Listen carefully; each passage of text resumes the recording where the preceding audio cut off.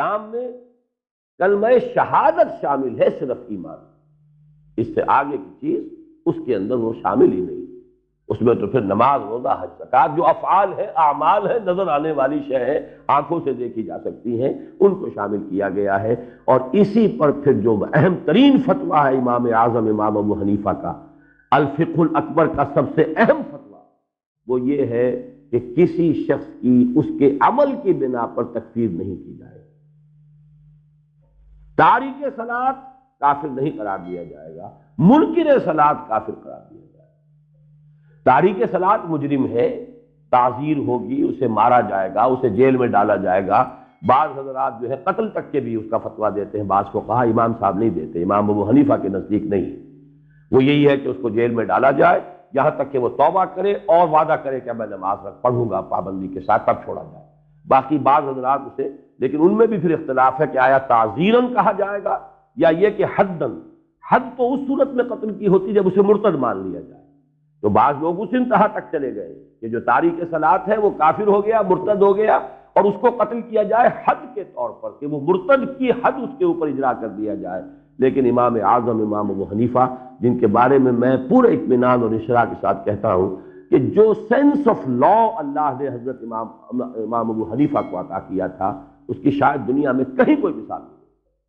اس قدر باریکی کے ساتھ انہوں نے جا کے معاملات کیے، اتنی بات کہہ دی لا یزید ولا ینقص۔ بظاہر کتاب و سنت کی اتنی بڑی نفی ہے، قرآن میں ایمان کے اضافے کا ذکر ہے، ما زادہم الا ایمانا و تسلیما، قرآن کہتا ہے زادتہم ایمانا، ان کے ایمان میں اضافہ ہو گیا۔ وہ کہتے لا یزید ولا ینقص، قرآن کا انکار کر رہے ہیں۔ نہیں، در حقیقت وہ اس کا قانونی پہلو ہے۔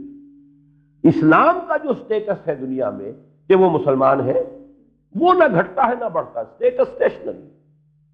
اس کے جو دستوری اور قانونی حقوق ہیں وہ بالکل برابر رہیں گے، نہ کم ہوں گے نہ بڑھیں گے۔ یہ نہیں ہے کہ ایک فاسق و فاجر مسلمان کے جو قانونی اور دستوری حقوق ہیں وہ کم ہیں، اور ایک متقی اور بڑے پابند صوم و صلاۃ مسلمان کے قانونی اور دستوری حقوق زیادہ ہیں۔ لا یزید ولا ینقص، اس معنی میں ایمان نہ بڑھتا ہے نہ گھٹتا ہے، وہ تو ایک جگہ پر کھڑا ہے، بلکہ وہاں تو یہی ہوگا یا ہے تو پورا ہے، آل اور نن لا، یہ ہمارے ہاں فزیولوجی کا ایک قانون ہے، آل اور نن لا۔ کوئی شے ہوگی تو پوری ہوگی، نہیں ہوگی تو زیرو۔ خاص طور پہ یہ جو والنٹری مسلز ہوتے ہیں، ایک مسلز تو ہمارے وجود میں ایسے ہیں کہ جن کو حرکت میں لانا ہمارے اختیار میں، وہ خود بخود حرکت میں ہے، نہ اسے روکنا ہمارے اختیار میں، نہ چلانا اختیار۔ جیسے دل کا، یہ بھی تو آخر مسل ہی ہے نا، یہ جو کنٹریکٹ کر رہا ہے یہ ہمارے اختیار میں نہیں ہے، یہ تو خود بخود ہی چلتا ہے۔ انتڑیوں کے اندر مسلز ہیں جو اس کے اندر حرکت پیدا کرتے ہیں، وہ ہمارے اختیار میں نہیں۔ افارا ہو گیا، اب بے بس ہو کر بیٹھے ہوئے، انتڑیوں کو جنبش دینے کی اپنے اندر تو اختیار میں ہے ہی نہیں، وہ تو انوالنٹری۔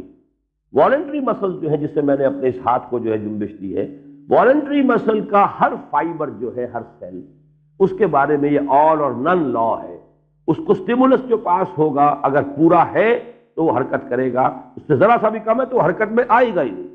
یعنی یہ کہ یا تو حرکت کرے گا تو پورا کنٹیکٹ کرے گا، اور اگر نہیں کرے گا تو بس وہ جنبش ہی نہیں کھائے گا۔ آل اور نن لا، یہ آل اور نن لا ہے جو اسلام کے بارے میں اس جو ہے وہ مستعمل ہوگا کہ یا تو مسلمان ہے تو ہے، بس اس کے تمام حقوق جو ہے دستوری اور قانونی وہ اس کو حاصل ہے، یا پھر یہ کہ مرتد ہو گیا تو زیرو ہو گئے۔ بیچ میں نہیں ہو سکتا یہ 50% اور یہ 30% اور یہ 70%۔ اس کے قانونی اور دستوری حقوق جو ہیں وہ آل اور نن لا جو ہے اسے گورن۔ یہ ہے اصل میں وہ مسئلہ، اسی میں تو ٹھوکریں کھائی ہیں۔ سب سے بڑا گمراہ کن فرقہ جو پیدا ہوا اسلام میں وہ خوارج کا تھا، اور یہ خوارج اتنے متقی، اتنے زاہد، اتنے نمازی، اتنے عبادت گزار، اتنا روزہ رکھنے والے تھے کہ اس وقت کے ماحول میں ان جیسا کوئی تھا ہی نہیں بحیثیت مجموعی۔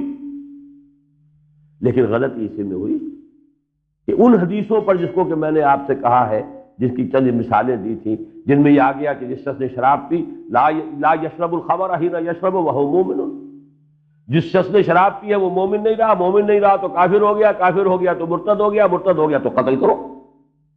اس کا مال بھی تمہارے لیے مباح ہے، اور اس کی بیوی بھی اب تمہاری لونڈی بن سکتی ہے۔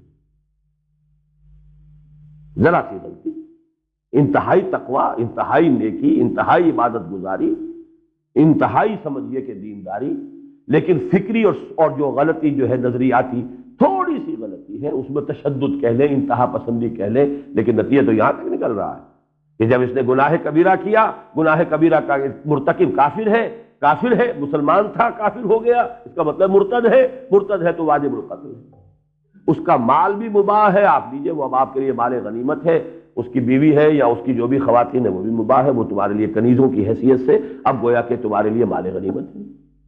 اتنا بڑا فتنہ صرف اس مس انٹرپریٹیشن کی وجہ سے پیدا ہو۔ اس سے آپ کو اصل میں اس اہمیت کا اندازہ ہوگا کہ یہ کیوں اللہ تعالیٰ نے ان دونوں کیٹیگریز، کیونکہ قرآن مجید میں یہ دونوں کیٹیگریز اس طور سے بھی بیان ہوئی کہ دونوں کو ایمان کہا گیا۔